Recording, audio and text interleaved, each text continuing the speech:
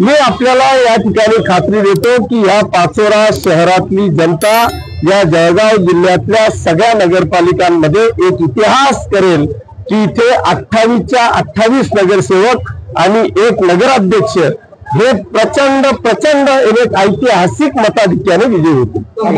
एकीकडे तुम्ही बघता की विधानसभेच्या वेळेस देखील तुमच्या विरोधात सगळे पक्षातले नेते एकवटलेले होते, आता देखील तुम्ही स्वतंत्र लढा देता आहेत, यावेळेस देखील सगळे पक्ष जे विरोधक आहेत ते एकत्र एका पक्षात येऊन तुमच्या विरोधात उभे राहत आहेत, काय वाटतं तुम्हाला? कुठेतरी ताकद? मी कॉलेजमध्ये रेसलिंगला होतो, मी कुस्तीपटू आहे आणि कुस्तीपटू असल्यामुळे मला कोणाला कोणता डाव टाकायचा ना याची पूर्णपणे कल्पना आहे।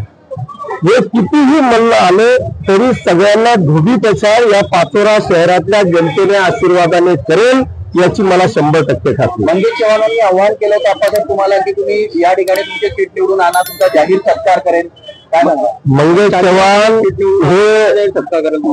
चव्हाण किस गली में गलबला है, तो थोड्या दिवसात हवेत आलेला आहे, त्याची हवा 100% निघेल आणि ही पाचोरा शहरातली भडगाव शहरातली जनता मंगेश चव्हाणला त्याची जागा दाखवेल। दादा, आप चालीसगांव में भी